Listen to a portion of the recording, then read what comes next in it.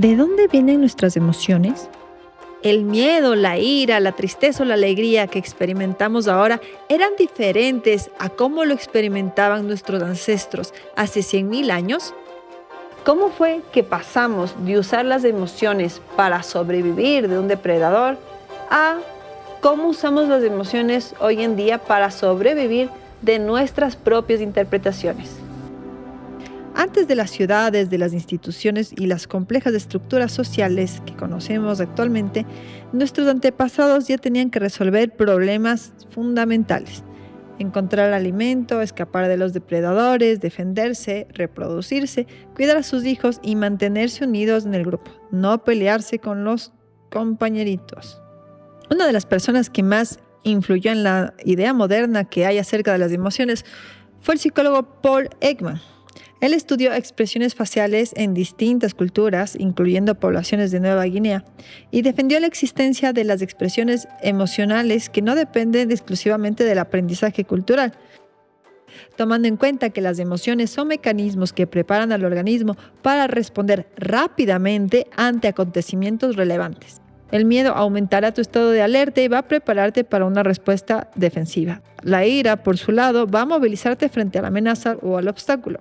Eran herramientas fundamentales para sobrevivir, y también estaba la tristeza, cuya función también estaría orientada a la supervivencia, porque gracias a la expresión de la tristeza se podían generar lazos y fomentar la cohesión del grupo. También estaba la alegría, vinculada con las experiencias gratificantes, logrando conexión y bienestar, y así favoreciendo la aproximación y la integración social. El asco, necesario para evitar sustancias potencialmente dañinas o contaminantes, y la sorpresa, que requiere una respuesta breve ante algo inesperado, atrayendo la atención y movilizando los recursos del cuerpo en una situación concreta. Entonces, como que todas estas emociones eran, y hoy en día también siguen siendo muy útiles para la supervivencia. El neurocientífico Jack Pansep estudió circuitos cerebrales relacionados con estados afectivos en mamíferos y propuso 7 grandes sistemas emocionales primarios. Al igual que vimos anteriormente, estaría el sistema del miedo, el sistema de la ira, pero aparecen otros sistemas muy curiosos: el sistema de búsqueda, el sistema de cuidado, el sistema de pánico o angustia por separación, el sistema de juego y el sistema de deseo sexual. Y aquí nos damos cuenta una vez más que todo tiene que ver con la supervivencia. La ira y el miedo ya lo sabes, pero vamos a ver, por ejemplo, el sistema de cuidado, fundamental para cuidar las crías y que no les pase nada. El sistema de angustia por separación, fundamental para que la cría, en el caso de perderse, pueda encontrar a su madre, o a su vez la madre quiera buscar a la cría. De igual manera, si es que un miembro de la tribu se pierde, pues ese espíritu de unión, sí, de angustia por separación, hace que lo vayan a buscar. O sea, también era muy necesario para la supervivencia. Y ahora nos vamos con el sistema favorito de Wilhelm Reich, que es el sistema de deseo sexual. Obviamente, este sí está orientado a la reproducción, pero no solo eso. Recordemos en otros videos de este canal, como el video del ego, por ejemplo, que para Wilhelm Reich era fundamental la disolución del ego que se producía mediante este contacto en una relación sexual. Por lo tanto, tenía un alcance mucho más allá de la supervivencia. Se podría decir que era un alcance de la supervivencia como especie global, para que el ego no se descontrole y pase lo que está pasando ahora. Finalmente está el sistema de juego, que es justamente el que nos ayudaría a aprender habilidades sociales y a relacionarnos con otros miembros del grupo. Pansek localizaba estos sistemas principalmente en los circuitos subcorticales evolutivamente antiguos y los consideraba compartidos en distintos grados por otros mamíferos. Y como te habrás dado cuenta, hoy en día nosotros, los nuevos humanos, seguimos viviendo con el mismo sistema emocional de hace miles de años.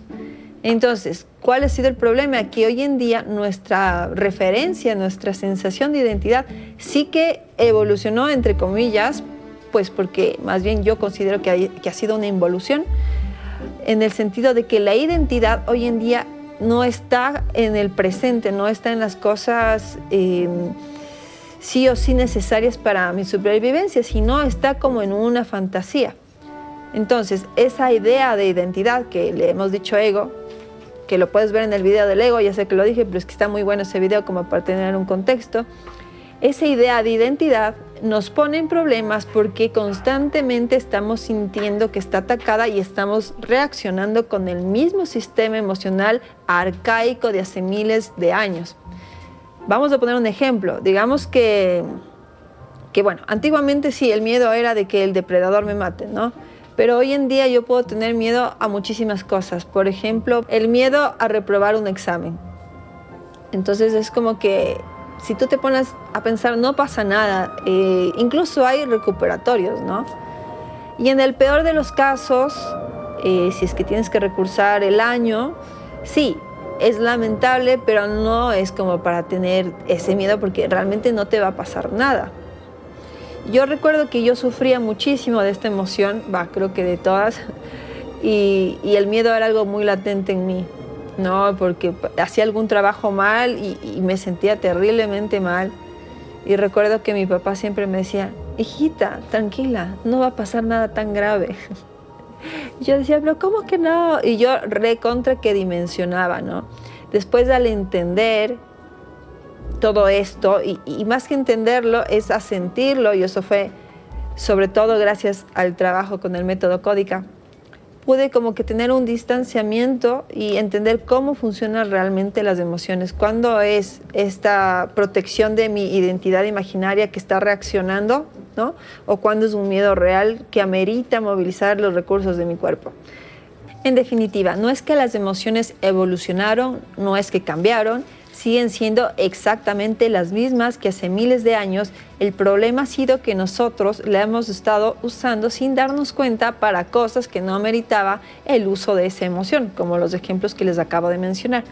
Es importante que entiendas que todas las emociones, cuando tú las sientes, vas a sentir como que tienes más energía, ¿no? Estás enojado y como que creces o tienes miedo y hay algo que se mueve, ¿no? Y esa energía no es que tengas más, es tu propia energía que está siendo arrebatada de otros sistemas de tu cuerpo, de otros órganos. Entonces es un problema cuando nosotros estamos haciendo esto constantemente. ¿Qué es lo que podemos hacer? Primero, aceptar las cosas como son, aceptar que hoy en día nuestra sociedad desarrolló un ego colectivo bastante grande, que cada uno tiene un ego personal y que muchas veces ese ego va a ser el que va a estar reaccionando y activando estos mecanismos energéticos de tu cuerpo. Entonces, solo saber que esto es así ayuda muchísimo para que tomes un distanciamiento y no dejes que la emoción te lleve. En el próximo capítulo abordaremos desde la perspectiva reichiana cómo la represión transformó nuestra relación con las emociones, con nuestro cuerpo y el entorno. Si quieres empezar un proceso personal para reconectar con tus emociones, te dejo mi mapa de reconexión emocional gratuito en la descripción. Y si sientes que quieres trabajar esto de una manera más personal, puedes escribirme para una consulta. Recuerda que en bioargonauta.com siempre encontrarás más información y recursos gratuitos.